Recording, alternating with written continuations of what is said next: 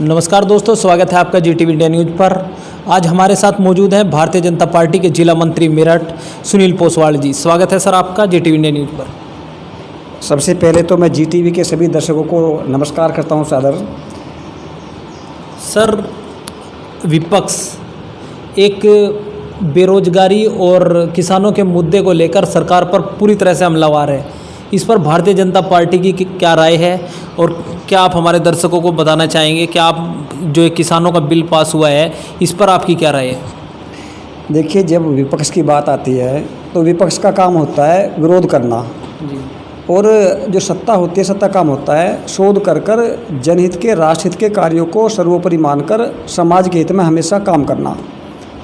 जैसा कि आप जानते हैं, किसान बिल पूर्ण रूप से किसान हित में है, राष्ट्र हित में है। और किसानों के जो बिचौलगर्दी का काम जो बिचौलिए लोग किया करते थे, और यदि किसी की 20 कुंटल उपज हुआ करती थी, उसमें से 5 कुंटल बिचौलियों की जेब में जाने का काम हुआ करता था। उस सिस्टम को ख़त्म कर डायरेक्ट किसान को उसका लाभ मिलने लगे। इस बारे में चिंतन मंथन करने के बाद हमारे देश के यशस्वी ओजस्वी प्रधानमंत्री आदरणीय नरेंद्र मोदी जी ने सोचा, और सोचने के बाद ऐसी व्यवस्था इस देश में बनाने का काम किया ताकि बिचौलिया की बिचौलगर्दी खत्म हो जाए और किसान का पैसा किसान को मिल जाए। सरकार जो विपक्ष कह रहा है कि प्रदेश में और देश में लगातार बेरोजगारी बढ़ रही है, उस पर आपकी क्या राय है सर? मैं पूछना चाहता हूं, हमारी सरकार देश में पिछले 6 वर्षों से चल रही है, प्रदेश में पिछले 3.5-4 साल चल रही है। क्या 70-80 साल से सारे लोग नौकरी कर रहे थे? क्या वो बेरोजगार नहीं थे? हमारी सरकार ने हर स्तर पर, चाहे वो गवर्नमेंट की कोई भी पॉलिसी हो, उस पॉलिसी को पूर्ण पारदर्शी कर किसी तरह का कोई घोटाला ना हो, कोई भ्रष्टाचार ना हो, उस पारदर्शिता के साथ नई नई वैकेंसियाँ खोलने का काम किया है। अभी उत्तर प्रदेश में बहुत सारी वैकेंसी माननीय मुख्यमंत्री आदित्यनाथ योगी जी ने खोली हैं और हर स्तर पर समाज हित का काम किया जा रहा है। और जहाँ तक बात विपक्ष की है, उनको तो केवल कोई ना कोई किसी तरह का स्टंट चाहिए बिना बात के बात करने का। वो तो करते रहेंगे, उनको संतुष्ट करना असंभव बात है। लेकिन देश की और प्रदेश की जो जनता है तमाम, वो भारतीय जनता पार्टी के कार्यों से संतुष्ट है और उसी का फल है कि आज प्रदेश में भी और देश में भी लोग भाजपा की जय जयकार करने का काम करते हैं। और मोदी जी के द्वारा जितने भी काम हैं वो हमेशा राष्ट्रहित को ध्यान में रखकर किए जाते हैं। उसके लिए चाहे मैं बताना चाहता हूँ आपको, जैसे और चाहे वो मंदिर का मुद्दा हो जो अपने आप में बहुत बड़ा मुद्दा था, जो सदियों से नहीं हो पा रहा था, उसको निपटाने का काम किया। धारा 370 जो जम्मू कश्मीर में एक बहुत बड़ा मुद्दा था, जिससे हजारों लाखों जान माल का खतरा भी हुआ और लोगों ने अपनी जानें गंवाई। उस मुद्दे को निपटाकर, CAA का जो मुद्दा था उसको निपटाकर मोदी जी ने राष्ट्र को रक्षित व संरक्षित कर देश में अमन चैन की व्यवस्था को बनाने का काम किया है। जिसका जो अधिकार है उसका अधिकार उसको मिले। वंचित, पीड़ित, शोषित जो बेचारे अपने आप में परेशान थे, उन परेशान व्यक्तियों को उनकी नागरिकता मिले, उनका अधिकार मिले। इस उद्देश्य से मोदी जी हमेशा हर एक काम को बड़ी संजीदगी के साथ और बड़ी सादगी के साथ और बड़ी विनम्रता के साथ देश हित में करने का काम करते हैं।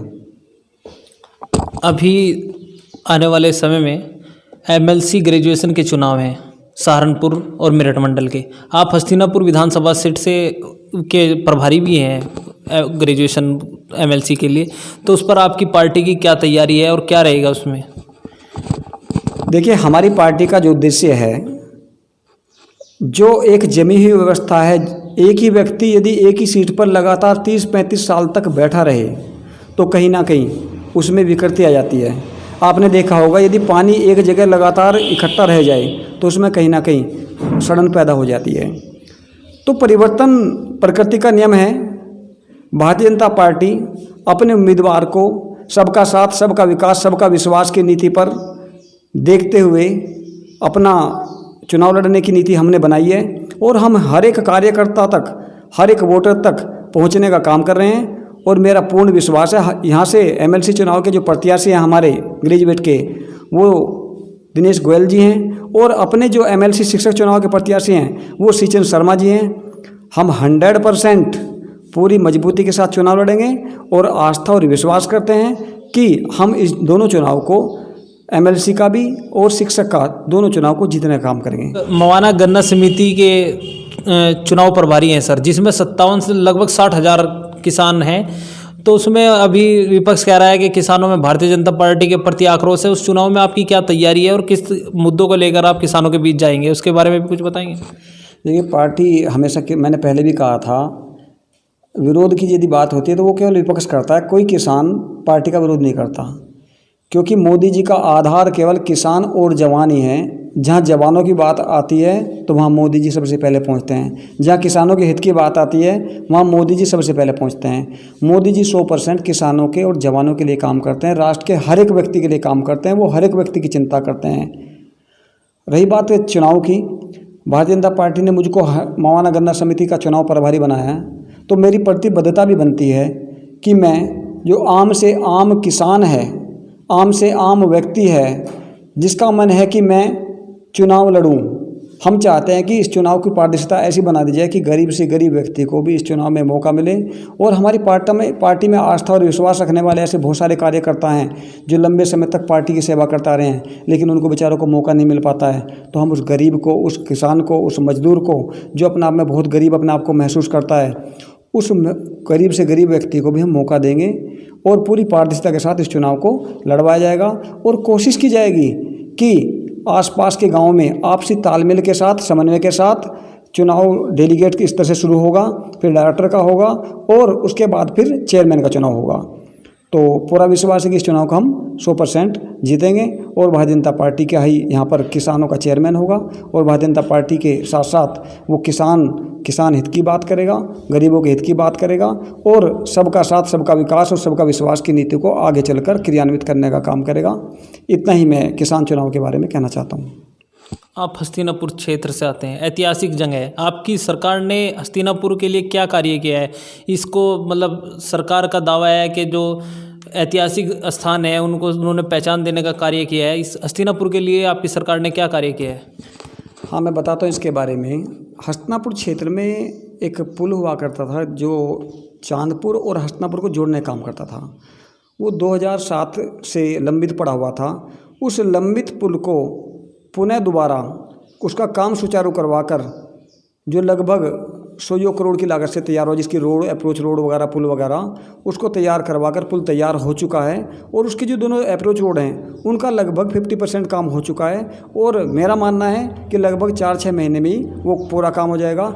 उसके साथ साथ हमारे प्रदेश के माननीय मुख्यमंत्री जी ने हम सब के अनुरोध पर, हमारे क्षेत्रीय विधायक के अनुरोध पर और हमारे जिलाध्यक्ष अनुज राठी जी के अनुरोध पर, और मैं जिला मंत्री हूँ, मैंने भी उनको लेटर लिखा पत्र के माध्यम से, उन्होंने हस्तिनापुर से डायरेक्ट जसपुर को जोड़ने वाले रोड को स्टेट हाईवे बनाने का काम किया, घोषित कर दिया, जिसका नंबर 147 स्टेट हाईवे के नाम से घोषित हुआ है। साथ ही साथ हस्तिनापुर क्षेत्र में, क्योंकि ऐतिहासिक जगह है, महाभारतकालीन नगरी है और यहाँ पर महाभारत के साथ साथ अनेकों जो क्षेत्रीय राजा हुए, जैसे राजा नैन सिंह गुर्जर भी यहाँ पर एक राजा रहे हैं, उन्होंने भी अपने समय पर बहुत सारे जीर्णोद्धार का काम किया था। इस ऐतिहासिक पांडव नगरी, कौरव नगरी को पूर्ण रूप से रक्षित व सुरक्षित करने के लिए यहाँ पर एक राष्ट्रीय स्तर का संग्रहालय बनाया जा रहा है। पूरे देश में 4 संग्रहालय, 5वां संग्रहालय बड़ा राष्ट्रीय स्तर का हस्तिनापुर में होगा, जिसके लिए भारत सरकार ने अपने पिछले बजट सत्र में 500 करोड़ रुपये स्वीकृत कराने का काम किया है। मेरा मानना है कि उसके द्वारा हस्तिनापुर का पूर्ण रूप से विकास होगा और जो महाभारतकालीन नगरी थी उस नगरी का दोबारा से लुक हम देख सकते हैं। साथ ही साथ हस्तिनापुर भगवान श्री कृष्ण जी का भी कर्म क्षेत्र रहा है। जन्मस्थली मथुरा रही है, कर्म क्षेत्र हस्तिनापुर रहा है, क्योंकि उनका ज़्यादातर समय हस्तिनापुर गुजरा है। और हमारा क्षेत्र, मेरा तो सौभाग्य है कि मैं हस्तिनापुर के पास ही अपना रानी नंगला गाँव पड़ता है, जिस गाँव में मैं जन्मा हूँ, मेरा पैतृक गाँव है, और इस गांव से सटा हुआ ही हस्तिनापुर है। तो हमारा सौभाग्य है कि जहां पर भगवान श्री कृष्ण का पदार्पण हुआ हो, उनके पदचिन्ह पड़े हों, ऐसी भूमि पर विकास होगा। तो विकास के साथ साथ हमारा क्षेत्र बहुत आगे बढ़ेगा, रोजगार के अवसर बढ़ेंगे। और अभी भी यहाँ पर काफ़ी कुछ अच्छा है, दर्शनीय स्थल हैं, जैन समाज का भी यहाँ पर है और साथ के साथ सिख समाज का भी यहाँ पर पंच प्यारे थे। तो पंच प्यारों में एक भाई धर्म सिंह जी थे, जो गुर्जर समाज से ही ताल्लुक़ रखते थे, उनका भी यहाँ पर स्थान बना हुआ है। बौद्ध धर्म वालों ने भी यहाँ पर एक बहुत बड़ा एक धर्म स्थल टाइप बनाया हुआ है, जहाँ पर कोई भी आदमी व्यक्ति आकर अपनी साधना कर सकता है। तो हर स्तर से हस्तिनापुर अपने आप में एक पौराणिक ऐतिहासिक स्थान है। ये अपना आप में, यदि हस्तिनापुर में कोई भ्रमण करने आता देखता है तो हस्तिनापुर में हर स्तर का, यहाँ पहाड़ी का भी नज़ारा मिलता है, समतल का भी नज़ारा मिलता है, तो पूर्ण रूप से यहाँ पर एक पर्यटन की दृष्टि से बहुत अच्छा क्षेत्र है। साथ ही साथ अभी उत्तर प्रदेश के माननीय मुख्यमंत्री आदित्यनाथ योगी जी ने नोएडा में बनने वाली जो फिल्म सिटी है, उस फिल्म सिटी का विकास प्रोजेक्ट हस्तिनापुर से जोड़ने का काम क्या है। उन्होंने कहा है कि यदि फिल्में बनेंगी तो हस्तिनापुर में भी एक उसका शूटिंग पॉइंट होगा। तो हम सब के लिए बड़ी सौभाग्य की बात है कि जो चीज़ हम सोच भी नहीं सकते थे, कल्पना थी, अकल्पनीय थी, हमारे देश के प्रधानमंत्री जी और हमारे उत्तर प्रदेश के संत मुख्यमंत्री जी जिन्होंने हस्तिनापुर से उनकी आस्था जुड़ी हुई है। यार मैं आपको एक बात बता देता हूँ पार्टी के माध्यम से, हस्तिनापुर जी के बारे में माननीय मुख्यमंत्री जी का एक ड्रीम प्रोजेक्ट हस्तिनापुर को माना है। वो चाहे गंगा प्रयाग वाला जो हाईवे उसको बात होती है, उसके बारे में माननीय मुख्यमंत्री जी कई बार कहा है, और चाहे किसी भी स्तर पर बात हो, माननीय मुख्यमंत्री जी हस्तिनापुर का विकास करना चाहते हैं और वो इसके लिए पूर्ण रूप से अपने आप में प्रतिज्ञाव्रत भी हैं और वो करना चाहते हैं। 2 बार उनका कार्यक्रम लगा भी है हस्तिनापुर के लिए, लेकिन किसी कारणवश वो यहाँ पर पहुँच नहीं पाए। तो मेरी मनसा और इच्छा भी है और मुझे विश्वास भी है कि आने वाले टाइम में बहुत शीघ्र ही माननीय मुख्यमंत्री जी का कभी यहाँ पर प्रोग्राम होगा। और जिस दिन हस्तिनापुर में प्रोग्राम माननीय मुख्यमंत्री जी का होगा, क्योंकि उनकी स्थिति और सोच और विचार जो है पूर्ण रूप से धर्म के प्रति बहुत अच्छा है, तो जितने भी यहाँ पर मंदिर हैं, जितने भी यहाँ पर धर्म स्थल हैं, उन सब का पूर्ण रूप से विकास होगा। अभी भी काफ़ी अच्छा हो रहा है उनके देखरेख में। तो मेरा मानना तो है कि सरकार ने, भारतीय जनता पार्टी ने जब से सरकार बनी है, अब से 70 साल पहले से भी लोग चर्चा करते हैं, लेकिन कभी इतना विकास नहीं हुआ जितना विकास भारतीय जनता पार्टी के टाइम में हुआ है। भारतीय जनता पार्टी के टाइम में ही मेरठ से लेकर और जो हाईवे है पौड़ी गढ़वाल तक, उसको भी 6 लेन बनाने का काम है, जारी चल रहा है, उस पर चला हुआ है काम। तो ऐसे बहुत सारे तमाम काम हैं, हजारों करोड़ की योजनाएं इधर क्षेत्र में चल रही हैं। तो हम तो सौभाग्यशाली हैं कि हस्तिनापुर क्षेत्र में, और मैं अपना आपको सौभाग्यशाली से मानता हूं कि देश के आदरणीय प्रधानमंत्री नरेंद्र मोदी जी व प्रदेश के मुख्यमंत्री आदित्यनाथ योगी जी के नेतृत्व में हमें संगठन में कार्य करने का मौका मिल रहा है। और हमारा विजन, हमारी सोच सबका साथ, सबका विकास, सब और सबका विश्वास जीतने की है। उसी पर चलकर हम काम करना चाहते हैं। गांव, गरीब, मजदूर, किसान पार्टी के मैनिफेस्टो में था, है और हमेशा रहेगा। और हम राष्ट्र का विकास कैसे अच्छा हो, राष्ट्र कैसे रक्षित सुरक्षित हो, हम इस भारत भूमि में पैदा हुए, भारत माता का गौरव कैसे बढ़े, इस बात के लिए हमेशा चिंतनशील थे, हैं और हमेशा रहेंगे। ओसवाल जी, आप शिक्षाविद हैं और शिक्षा के क्षेत्र से आपका ताल्लुक़ है, तो शिक्षा के क्षेत्र में आपकी पार्टी ने क्या क्या कार्य किए, उसके बारे में भी आप हमारे दर्शकों को कुछ बताएं। हाँ, शिक्षा के बारे में आपने बहुत अच्छा प्रश्न पूछा है। प्रदेश की सरकार बनी, क्षेत्रीय विधायक हमारे दिनेश खटीक जी हैं, जिलाध्यक्ष हमारे अनुज राठी जी हैं। हमने उनसे अनुरोध किया, क्योंकि हम हस्तिनापुर के रहने वाले हैं, कि यहाँ पर डिग्री कॉलेज नहीं था लड़कियों का, जो केवल लड़कियों के लिए हो। तो हमारे इस विचार पर, इस अनुरोध पर, क्षेत्र के तमाम कार्यकर्ताओं के अनुरोध पर, पार्टी में आस्था रखने वाले सभी व्यक्तियों के अनुरोध पर, हमारी सरकार ने, आदरणीय आदित्यनाथ योगी जी ने और क्षेत्रीय विधायक जी की संतुष्टि पर, जिलाधिकारी की संतुष्टि पर हस्तिनापुर को एक डिग्री कॉलेज देने का काम किया है, जो हस्तिनापुर की एंट्री गेट पर ही बनने का जिसका काम होगा। और मैं तो सरकार से अनुरोध करना चाहता हूँ कि उस कॉलेज का नाम माँ पन्नाधाय के नाम से हो, क्योंकि हमारे देश में माँ पन्नाधाय जैसी कोई दूसरी ऐसी महिला, ऐसी सम्मानित हमारी वीरांगना नहीं हुई है जिसने अपने पुत्र का समर्पण कर राष्ट्र को बचाने का काम किया हो।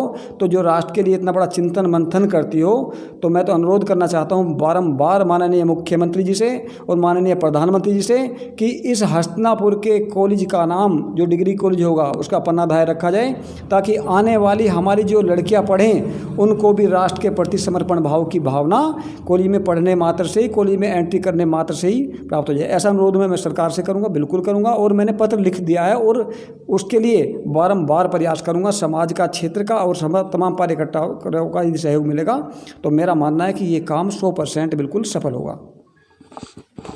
तो ये थे भारतीय जनता पार्टी के जिला मंत्री मेरठ सुनील पोसवाल जी। जीटीवी इंडिया न्यूज़ से बात करने के लिए बहुत बहुत शुक्रिया सर आपका। बहुत बहुत धन्यवाद।